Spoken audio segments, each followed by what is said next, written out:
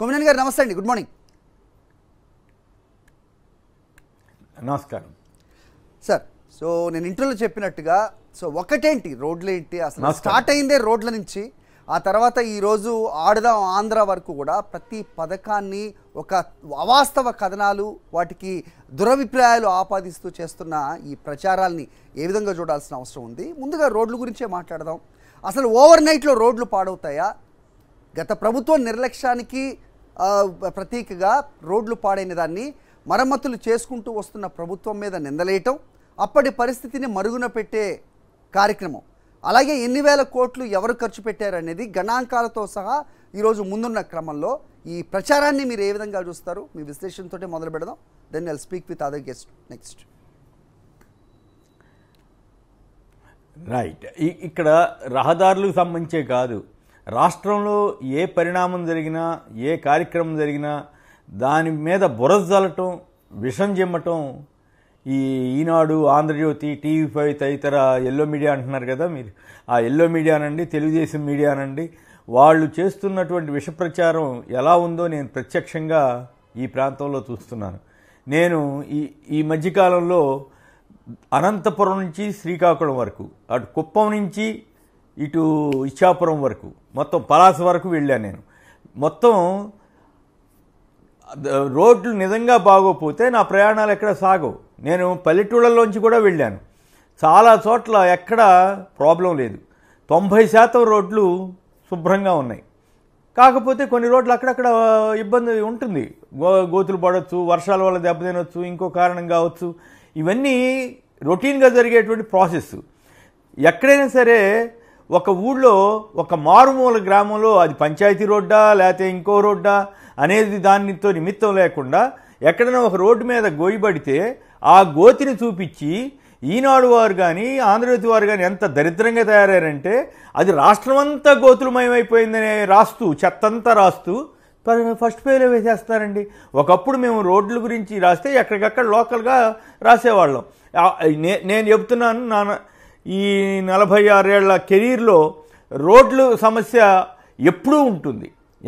ఏ ప్రభుత్వం ఎంత బాగు చేసినా కూడా అది కంటిన్యూస్ ప్రాసెస్. అది వర్షాలు పడతాయి లేదా కుంగిపోతాయి. ఉదాహరణకి కోస్తా జిల్లాల్లో, ప్రత్యేకించి కృష్ణా, వెస్ట్ గోదావరి ఇటువంటి జిల్లాల్లో ఏంటంటే మట్టి స్వభావం, నేల స్వభావం, ఇక్కడ కుంగిపోయే స్వభావం ఉంది. ఉదాహరణకి నాకు బాగా గుర్తు, కంకిపాడు నుంచి గుడివాడ వెళ్ళే రోడ్డు ఒకటి ఉంటుంది వయా వెంట్రప్రగడ. ఆ రోడ్డు ఎన్ని కోట్లు ఖర్చు పెట్టినా సరే కాలువ పక్కనే ఉండటం వల్ల అది వేసిన సంవత్సరంలోపో 6 నెలలలోపో కుంగిపోతూ ఉంటుంది, బేట్లు ఇస్తుంటుంది. ఇది మళ్ళీ ప్రభుత్వాలు సరి చేస్తుంటాయి, వెళ్తూ ఉంటాయి, అంతా జరుగుతూ ఉంటాయి. కానీ దుర్మార్గంగా ఈనాడు వారు కానీ వీళ్ళంతా కూడా ఇలాంటి కొన్ని రోడ్లను తీసుకుని అసలు మొత్తం అంతకుముందు ఏదో స్వర్గం ఉన్నట్టు ఇప్పుడే నరకం చూస్తున్నట్లుగా పచ్చి అబద్ధాలని ప్రచారం చేస్తున్నారు. నో డౌట్ ఎక్కడన్నా రోడ్లు బాగోపోతే వాటిని వరకు వేస్తాం, జిల్లా పేపర్లో వేస్తాం, సంబంధిత అధికారుల దృష్టికి తీసుకెళ్తారు, తద్వారా సరి చేసుకోవాలి. కానీ వీళ్ళ లక్ష్యం అది కాదు. వీళ్ళ లక్ష్యం ఏంటంటే బురద జల్లటం. నేను చూశాను, ఎక్కడ అనంతపురం నుంచి శ్రీకాకుళం వరకు తిరిగిన చోట ఒక్క విశాఖ జిల్లాలో చోడవరం ఆ ప్రాంతంలో 1-2 రోడ్లు బాగలేదు. నిజమే, బాగోపోతే నేను అడిగా ఎందుకు బాగోలేదని అడిగితే తీరా చూస్తే అక్కడ కాంట్రాక్టర్ ఎవరో తెలుగుదేశం ఆయనంట. ఆయన కావాలని జాప్యం చేస్తున్నారని నాకు ఆశ్చర్యమైనటువంటి విషయం తెలిసింది. సో ఈ రకమైన కుట్రలు కూడా జరుగుతూ ఉంటాయి. అంతదాకెందుకు, మీరు ఇందాక ప్రస్తావించినట్లు జగన్ గారి ప్రభుత్వం వచ్చిన ఏడాదిలోపే రోడ్లు ఏదో పాడైపోయినట్లు, గందరగోళం అయిపోయినట్లు ఈనాడు వారు ఫస్ట్ పేజీలోను లోపల పేజీలోను తెగరాయటం మొదలు పెడితే నేను ఆశ్చర్యపోయా. ఇదేంది అంటే జగన్ గారు వచ్చిన తర్వాత ఆయన రోడ్డు దొవ్వారా? అంతకుముందు చంద్రబాబు గారి ప్రభుత్వం అంత స్టాండర్డ్గా రోడ్లు వేస్తుంటే ఈ సమస్య ఎందుకు ఉండేది? సో కొత్త ప్రభుత్వానికి అదనంగా ఖర్చు అనమాట. వాళ్ళు 100 కోట్లు మిగిల్చి వెళ్తే వీళ్ళు మొత్తం అన్నీ ఒక్కసారి చేసేయాలన్నట్టుగా వీళ్ళు దుష్ప్రచారం చేయటం చాలా దుర్మార్గంగా ఉందండి. అసలు నాకైతే అది పొద్దున్నే పేపర్ ఈనాడు, ఆంధ్రజ్యోతి చూడాలంటేనే చేదరేస్తుంది. కాకపోతే ఈ అవసరార్థం చూసి దీని మీద జనంలోకి ఒక తప్పుడు ప్రచారం వెళ్తున్న నేపథ్యంలో మాబోటి వాళ్ళకి అవకాశం వచ్చినప్పుడు ఖచ్చితంగా ఖండించవలసిన నైతిక బాధ్యత మా మీద ఉంది. కాబట్టి నేను ఖచ్చితంగా చూసి దీని గురించి వివరణ ఇస్తున్నా. ఇంకొక విషయం చెప్పాలి, ఒక పక్క అభివృద్ధి కార్యక్రమాలు పోర్టులు నేను స్వయంగా చూసి వచ్చా. రామాయంపట్నం పోర్టు ఎంత వేగంగా జరుగుతుందంటే రేపు జనవరిలో ఇవాళ టైమ్స్ ఆఫ్ ఇండియాలో కూడా ఫస్ట్ పేజ్ వేశారు. రామాయంపట్నంలో మొదటి బెర్త్లో షిప్పింగ్ మొదలవబోతా ఉందని ఎన్నడన్నా రాశారండి ఈనాడు కానీ ఆంధ్రజ్యోతి వాళ్ళు కానీ? 17 మెడికల్ కాలేజీలలో 5 మెడికల్ కాలేజీలు పూర్తయితే ఎన్నడన్నా రాశారండి? నేను పాడేరులో చూసా ఎంత వేగంగా బిల్డింగులు తయారవుతున్నాయి అంటే ఇదేంటి అని అడిగా, నాకు తెలియక.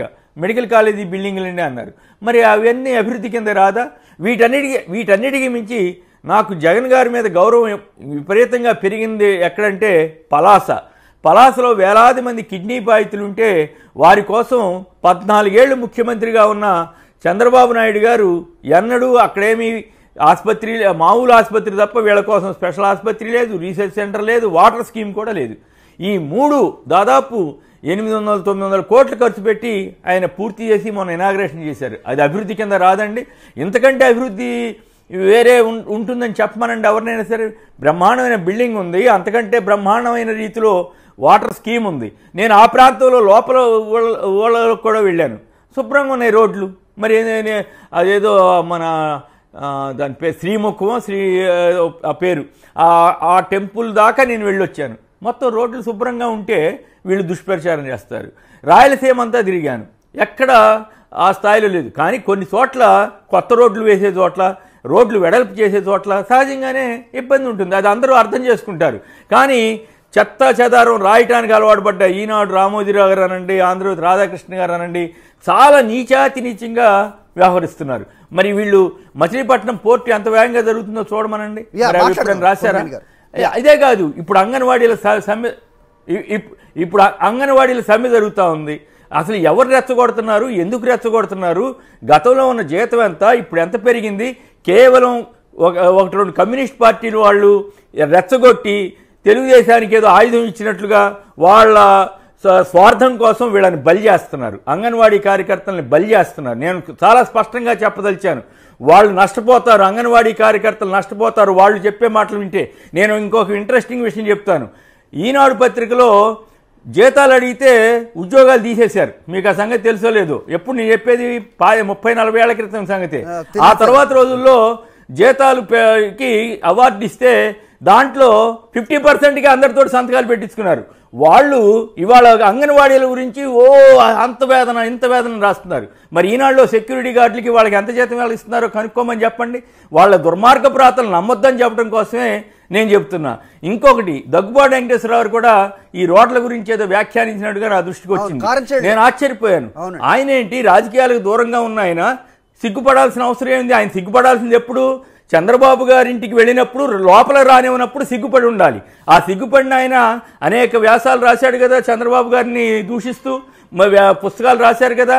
మళ్ళీ వాళ్ళిద్దరూ కలిసి రాష్ట్రపతి భవన్లో కూర్చున్నప్పుడు సిగ్గుపడాలి.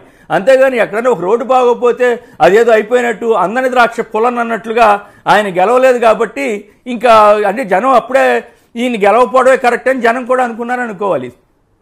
ఇదంతా కూడా కుట్రపూరితంగా కావాలని బదనాం చేయడం కోసం దుర్మార్గంగా ఇలాంటి ప్రచారాలు జరుగుతూ ఉన్నాయి.